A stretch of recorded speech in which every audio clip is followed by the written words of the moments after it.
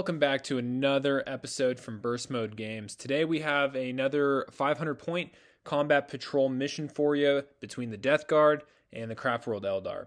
First, let's go ahead and look at the board that we're going to be playing on. So right now you should be looking at a top-down view of the map. What you'll see is that there are 3 objectives, and this is going to be the primary way of scoring for both armies. This game is not going to have any secondaries. It is going to simply be 5 points if you own 1 objective, 10 points if you own 2, and then an additional 5 points if you own more than your opponent. And these are scored on kind of what I think is called like the sweep and clear rule set. So if at the beginning of your command phase you are in control of one of these objectives, you own it until your opposing team, the other, if the Death Guard own an objective, then the Craftworld, if they were to come up and own it at any of their phases, then it's lost. But until then, you still score it, you still count as owning it, and you're good to go. This map is going to have a deployment where the Death Guard and the Eldar are on opposite sides from one another. You'll see in the top left, you'll see the orange. Team orange is going to be the Death Guard. And then in the bottom right, you'll see the green. That's going to be the Craftworld Eldar for this match. You'll see that around the central objective, there's a 9-inch circle. No one can deploy in there. So before we talk about deployment or anything further, let's go ahead and take a look at the armies for today's match. All right, let's go ahead and take a look at the Death Guard army that's coming today. You'll notice that they only have essentially 10 models. I mean, you got that one Marine that's with the rapier carrier, but 10 models that they're going to be playing with. So their name of the game is stay durable, stay alive, and hopefully own pretty much 2 objectives for the duration of this match. That's kind of the strategy that they're going to have to go with. What they're bringing today is they're bringing a plague company of Inexorable. Their headquarters is going to be Typhus, who is going to be the warlord for the Death Guard today. He's bringing 2 psychic powers in addition to Smite, one being the Curse of the Leper, which has the ability to do mortal wounds, and then he's going to bring Miasma of Pestilence, which allows a friendly unit to be 1 more difficult to hit. He comes with a plethora of other abilities, allowing 1 for rerolls to attacks for those near him. Shamble Rot, which does mortal wounds to enemies in their movement phase if they're too close to him, and etc. So we'll explain those as the video goes on to make sure that everyone is up to speed. For the troops, the Death Guard are bringing 1 squad of Plague Marines. Nothing really special here, basic loadout. And then for the elites, they're bringing a squad of 3 Death Shroud Terminators, and these guys are extremely durable. If you've never played with them or against them, they are very, very tough to remove. They have 3 wounds apiece. They have a 4-up invuln save, a 2-up natural save, and in melee combat, they are absolute monsters. They have 2 profiles on their sides, one that basically multiplies their attacks by 2 and does 1 damage, and then one that does 2 flat damage, but increases the strength by 3 and has some AP. So I think the Death Guard are going to definitely hinge on their ability to leverage these 3 Death Shroud Terminators. They also have a Plague Spurt Gauntlet, which is important, and it is a 12-inch pistol D6 weapon that basically acts like a flamer, and it is a plague weapon, meaning they'll be able to reroll their wound rolls of 1. And then the final unit for the Death Guard is in their heavy support slot, the Chaos Rapier Carrier. This one is going to be outfitted with a quad heavy bolter for this mission. Now it is an artillery piece, and it has a rule that basically says it can't advance, it can't charge or heroically intervene or anything along those lines. Can't pile in or make a consolidation move. And this dude's movement is only 4 inches. So it's a very slow piece, but it does have that quad heavy bolter, which is a heavy 12 weapon, strength 5, -1 AP, 2 flat damage. This is how the Death Guard are going to be able to shoot at stuff, reach out and touch them until their melee threats can get on the board, get in charge range of the Craftworld Eldar. So that wraps up the Death Guard army, and let's go ahead and take a look at the Craftworlds. Today, the Craftworlds are going to be bringing a custom Craftworld. They're going to have the 2 abilities, the first being Diviners of Fate, giving everyone a 6-up invulnerable save, and the second one being Expert Crafters, which allows every unit a reroll to hit and a reroll to wound on a single die during both the shooting and the fight phase. For the headquarters slot, the Eldar are taking the Spirit Seer, taking the Warlord trait of Seer of the Shifting Vector, which basically allows a reroll on almost everything, a single hit, wound, save, psychic test, or deny the witch test. he's going to be taking the relic Falchu's Wing, which is going to give him a 12-inch movement and fly ability. And then he is going to be taking the spell Protect/Jinx in addition to Smite. And the Spirit Seer can always cast one and deny one. For the troops, the Eldar are bringing 2 different squads of troops. They're going to bring a squad of Dire Avengers, and for their Exarch, he is going to have the Battle Fortune ability, which gives him a 4-up invulnerable save. The Guardian Defenders, nothing special, just going to be bringing a squad of 10 of them. And then for the fast attack, the Eldar are bringing 2 individual Vipers. These guys are definitely going to be probably very important for the Eldar's game plan, as the Death Guard are more durability, the Eldar are much more maneuverability. So in order for them to survive kind of the Death Guard, they're going to have to be able to skirt the edges and be able to take objectives, and I think the Vipers are probably going to be hinging in that. For the heavy support slot, bringing 2 Wraith Lords without any heavy weapons.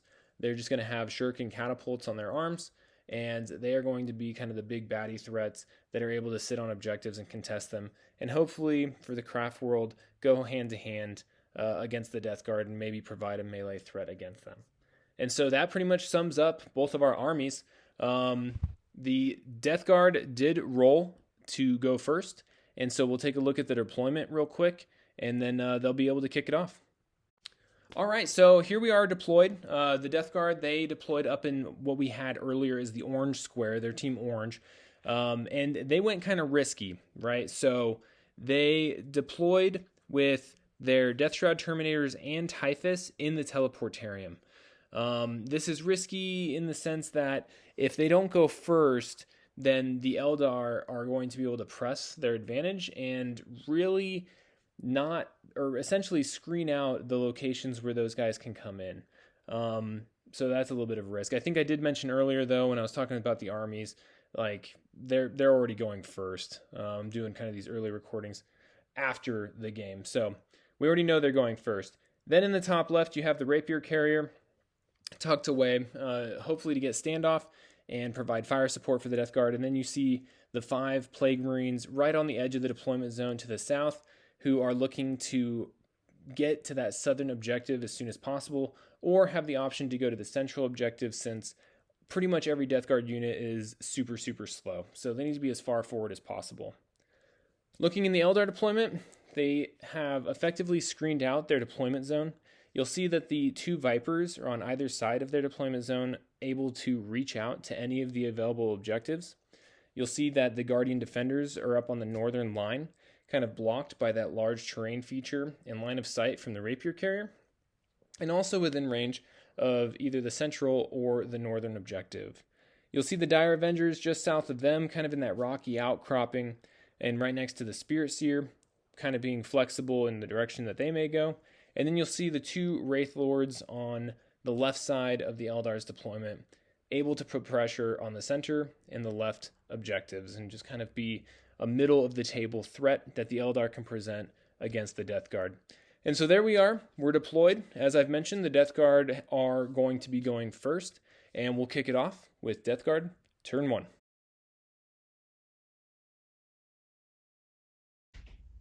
During the Death Guard command phase, the Death Guard went up to 4 CP, and then they moved into their movement phase. During their movement phase, the heavy weapon platform moved 4 inches to the east. The Plague Marines moved south. They advanced, rolling a 5, moving 10 inches and getting on that southwestern objective.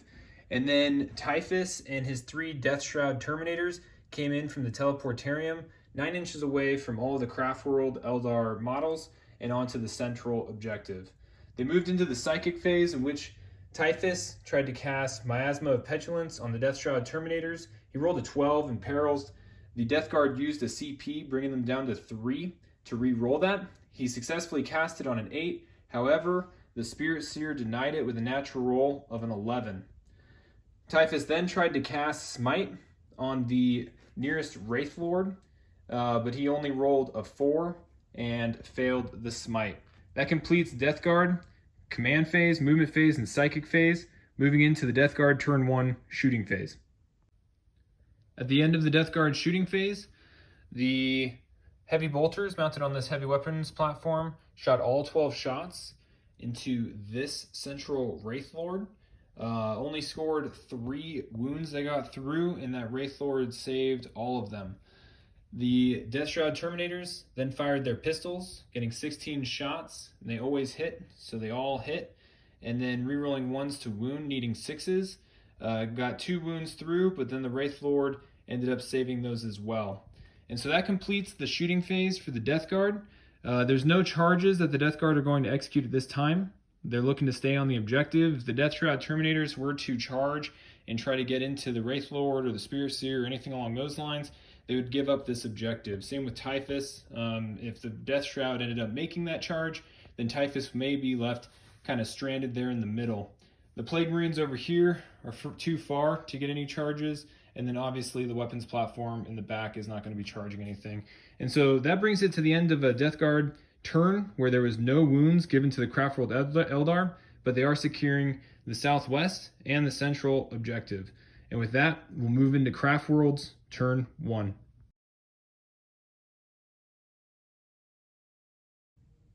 So the Craftworlds in their command phase gained 1 CP to go up to 4. In the movement phase, starting down here, the Southern Viper moved west, so it was within 12 inches of the Plague Marines in order to get the best out of their shuriken catapults. That Wraith Lord on the western side also moved. His full movement, he didn't advance or anything to get within charge range of those Plague Marines as well.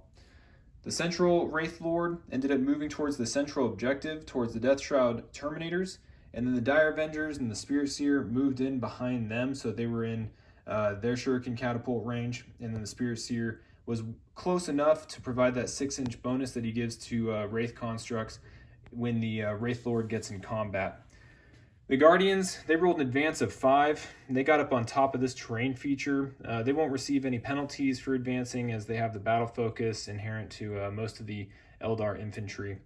And then the Viper on the north, he moved up so that he can own the northeastern objective. And then he's also tucked in behind all these other terrain features in order to block line of sight from that heavy weapons platform that the Death Guard have. In the Psychic phase, the Spirit Seer casted Smite on the Death Shroud Terminators. He rolled an 8, and then the Typhus tried to deny that, ended up rolling a 6, and 2 mortal wounds got through to the Death Shroud Terminators, leaving 1 with 1 wound. And so that completes the Eldar command, movement, and Psychic phase, and we'll be moving into the Eldar shooting phase. At the end of the Eldar shooting phase, this Wraith Lord and Viper shot all of their guns into the Plague Marines, killing 1 and then wounding another 1 down to 1 wound. The Death Guard lost that front one in an attempt to make the charge more difficult for the Craftworld if the Wraith Lord tries to get in there. At the center, the Death Shroud Terminators were shot by everything else. So the 10 Guardians that were up on top of this terrain feature fired all their shuriken catapults, the Dire Avengers, the Spirit Seer's pistol, and then the Wraith Lord shuriken catapults all went in there, ended up dealing a total of enough wounds to kill 2 of them, and then leave the remaining one with 2 wounds left. And so that's where we sit at the end of the shooting phase for Craftworld Eldar. We'll move into the Eldar charge and fight phase. Also in the shooting phase, these Dire Avengers did spend 1 CP, bringing the Eldar down to 3 in order to fire and fade, just to get close enough to that objective so that their objective secured takes that away from the Death Guard, so they won't have that at the beginning of their next turn. All right, moving on to charges and fights. All right, at the end of charges and fights, here in the center, the Wraith Lord swung into Typhus, ended up dealing 2 wounds by getting a 3-wound strike all the way through, but his damage resistance knocks that down by 1, bringing him to 4. Over here, the Wraith Lord swung into the Plague Marines, was able to get 1 uncontested wound through, ended up killing a Plague Marine. When the Plague Marines fought back, there was no wounds allocated to the Wraith Lord. There was 1 that got through, but the Wraith Lord ended up saving it. And then over here, Typhus was able to swing into the Wraith Lord, also using a stratagem to add 1 to his wound rolls, doing 9 damage to the Wraith Lord, bringing him down to 1 wound, in which case the Death Shroud Terminator ended up finishing him off. So that stratagem did cost 2 CP, leaving the Death Guard with 0 CP remaining. They then consolidated towards the Dire Avengers. There's no morale to take, and this is currently where we're at the end of Craftworld Eldar turn 1 and the round 1 for this game. So moving on into Death Guard turn 2.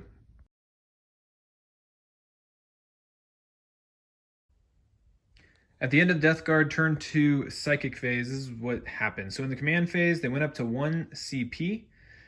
Typhus also did Host of the Destroyer, picking the Guardians on top. And what that does is it allows him to roll a d6, and on a 2+, does d3 mortal wounds to that unit. He was able to do 2 mortal wounds to the Guardians, knocking out 2 of them. And then in the command phase, that was about it. In addition to the Death Guard getting 5 points for owning 1 objective. And then in the movement phase, the Plague Marines decided to stay with the Wraith Lord, kind of chancing it, seeing if they can survive that combat and maybe even chip off a wound of him. The vehicle in the back moved east 4 inches in order to get a keyhole shot on this Viper and maybe be able to shoot it and take it off of that objective. Typhus moved just 1 inch away from that now dead Dire Avenger. And then that Death Shroud Terminator moved within 4 inches of the Guardians in an attempt to maybe get a good charge off on the charge phase. In the Psychic phase after that, Typhus tried to cast Curse of the Leper on the Dire Avengers, which was expected to be very successful. It goes off on a warp charge value of 6. Only rolled a 5, decided not to use the last CP to reroll it, but because of the contagion that they all have, lowering the Dire Avengers toughness to 2, Curse of the Leper rolls 7d6, and on every die that is higher than the target's toughness, would have done a mortal wound. So that could have done some serious damage to the Dire Avengers. Then he casted Smite on the Dire Avengers. The Spirit Seer attempted to deny it, but was unsuccessful. Typhus had rolled a 10 and was able to do 2 mortal wounds to the Dire Avengers, knocking out 2 of them.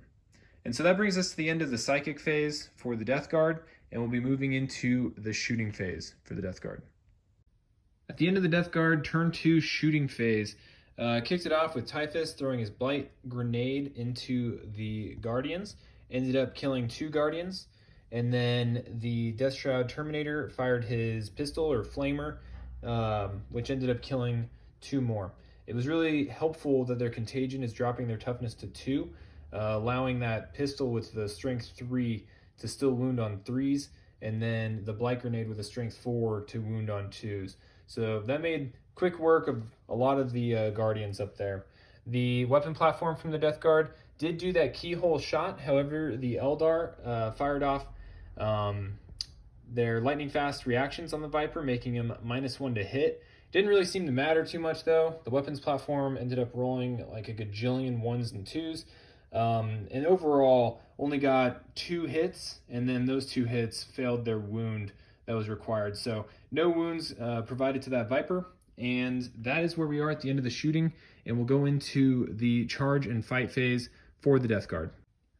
At the end of the Death Guard charge and fight phase and overall turn, what happened was the Death Shroud Terminator made his charge up top into contact with these Guardians, ended up cutting them all down. The Typhus ended up charging the Dire Avengers and cut them down. However, it was very close. There was only 1 extra wound. The Exarch that was with them that had the 4-up invuln ended up saving 6 with his 4-up invuln all on his own before succumbing to Typhus. The Spear Seer heroically intervened just over here in an attempt to get a couple wounds off of Typhus, was unsuccessful in that. And then over here, the Wraith Lord fought into the Plague Marines, killing 1, and then the Plague Marines fought back without dealing any wounds to the Wraith Lord. And so that brings us to the end of the Death Guard turn 2, moving in to Craftworld Eldar turn 2.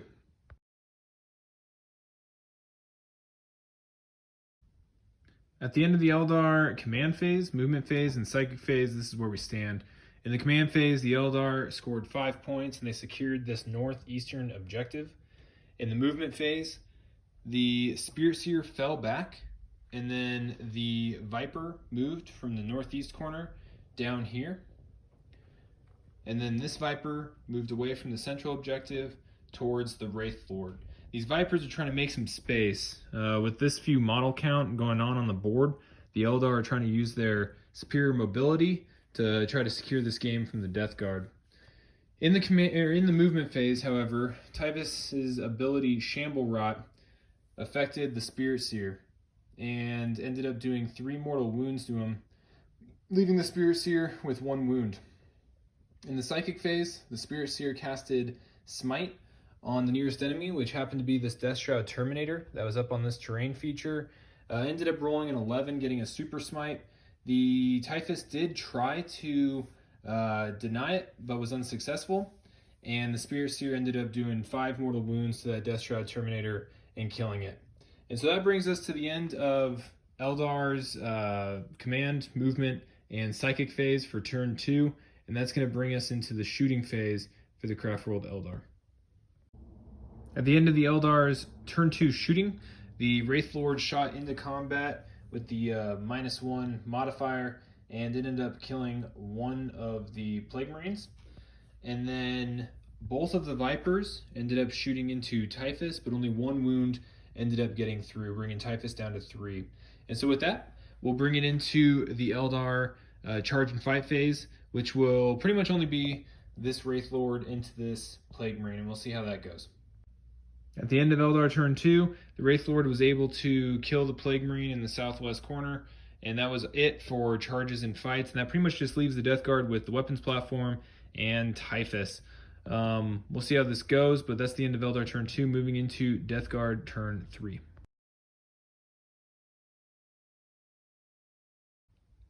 So in the Death Guard turn 3 command phase, Death Guard scored 5 points for owning 1 of the 3 objectives. Then when they moved into movement, and the weapons platform, the Rapier Carrier, moved 4 inches towards the center of the board in order to gain more visibility of the Eldar that are chilling down here in the southeast. Typhus then moved to close the distance from the central objective towards this Viper and Wraith Lord. And then in the Psychic phase, he ended up casting Miasma of Pestilence on himself, rolling a 10. The Spirit Seer attempted to deny that and failed, so he will be -1 to hit. And then he casted Smite on the Viper and was successful, dealing 3 mortal wounds, bringing the Viper down to 3 wounds. So now we'll move into the shooting phase, and then we'll do the fight and charge phase for the Death Guard turn 3. In the shooting phase, the only things that we're really able to shoot was this platform's weapons into this Viper. Ended up dealing 4 wounds and bringing that Viper down to 2. Typhus threw a grenade at this Viper and was unsuccessful on wounding it at all. So that completes the shooting phase for Death Guard turn 3, moving into the charge and fight phase. Alright, in the charge phase, Typhus ended up charging the Viper down here in the south. Got in contact, was successful, rolled a 9 on the charge, ended up hitting him with his anti-vehicle bracket on his scythe. Ended up dealing 6 wounds to him with only 3 wounds remaining on the Viper, and it died. It did not blow up, and then Typhus was able to consolidate into this Wraith Lord and also contest that southwest objective. That brings us to the end of Death Guard turn 3 and moves us into Eldar turn 3.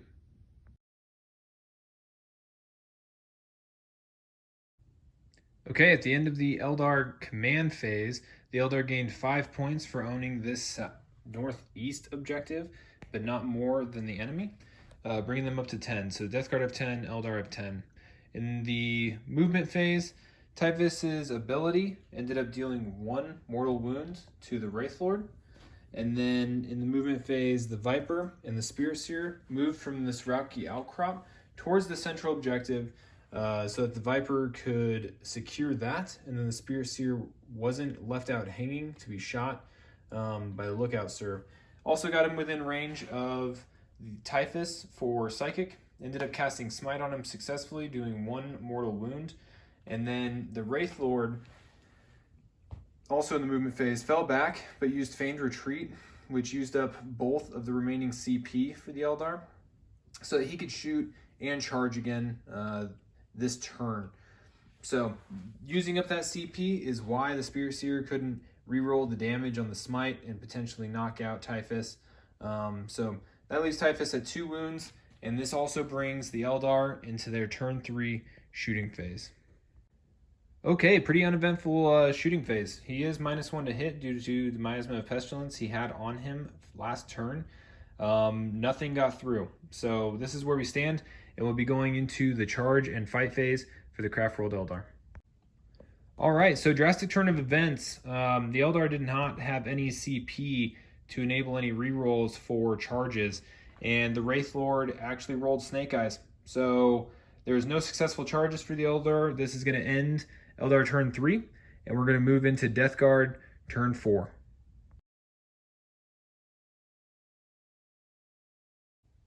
Okay, so at the top of turn 4, for the Death Guard, they were awarded 0 CP for not owning any of the 3 objectives.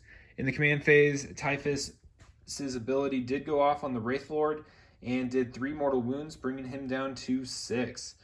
That brought us into the movement phase, in which Typhus moved closer to the Wraith Lord and is now contesting, or still contesting, that southwestern objective. And then the Rapier Carrier with the heavy bolters moved its movement of 4 inches towards the central objective and closer to this Viper and Spirit Seer. And that brought us to the Psychic phase, in which point Typhus cast Miasma of Pestilence on himself. There was an attempt to deny. He rolled like a 9 naturally. The Spirit Seer rolled an 8, tried to re-roll it using Seer of the Shifting Vector, his Warlord trait, and failed to deny that. So Typhus will be -1 to hit until his next Psychic phase. He did cast Smite on the Wraith Lord. He only rolled 1 damage, did use a CP, bringing the Death Guard down to 2 CP at this time, and ended up doing 2 damage instead. So that brought the Wraith Lord down to 4 wounds remaining. And then that takes us to the Death Guard shooting phase for turn 4. All right, so get this insanity. So the Death Guard ended up starting off their shooting phase using this guy to shoot at the Viper that was there. The Viper only had a couple wounds left, and this thing rolled hot. So he rolled his 12 shots, ended up getting like 8 wounds through. The Viper ended up saving 4 of them, but ended up dying. Then the Viper rolled a 6 to blow up. So the Eldar, who originally placed the Spirit Seer next to that Viper to prevent being shot from this guy, the Viper ended up blowing up, dealing 1 mortal wound to everyone within 3 inches, and killing that Spirit Seer. Now, I know you don't believe me, thinking I'm making this up, but that just happened. So the Viper and the Spirit Seer are both dead. Going over here to the Wraith Lord. The Wraith Lord had 4 wounds. Typhus ended up throwing his grenade just for good measure and chipped another wound off of the Wraith Lord. So now we're going to go into the charges and fight phase for the Death Guard, but this is not really how I expected this to go. So let's see what happens in the charge phase. Okay, so at the end of the Death Guard's turn, Typhus was able to knock out this Wraith Lord. They spent the remaining CP that he had from turn 4 to knock that out. And so he did. He killed him. What that means is that the Eldar is tabled. Now, I don't know if that counts as a victory for the Death Guard or not, because what happens is we go into turn 5, or correction, we go into Craftworld Eldar turn 4, and they end up still owning this objective. And that'll bring them up to 15 points. Okay? Right now it's 10 to 10. So at the beginning of the Craftworld's turn, that'll bring them up to 15 points. And then we'll go into the Death Guard, turn 5, and they'll get 5 points for owning this objective, which will bring them to 15 points. But then at the end of turn 5, that's the last that they're going to score. And that's going to bring the Eldar to their turn 5, which they're going to score another 5 points for that objective, bringing them up to 20. So even though the Death Guard ended up tabling the Craftworld Eldar still win by points, 20 points to 15 at the end of this game. Hey, thanks for watching this exciting game from Burst Mode Games. even though the Craftworld were tabled in this super close match against the Death Guard, they still came out on top with this scoring system with 20 points to the Death Guard's 15. If you like this content, please don't forget to subscribe and like this video as we're getting started with this channel, and leave a comment if there's anything specific you'd like to see in the future, any specific armies or point values, which we will be changing up and increasing and including some secondaries in the near future. But if there's anything specific or if there's any rules violations or anything you noticed, we would love to hear your feedback. So please subscribe, like, and leave a comment below. Thanks.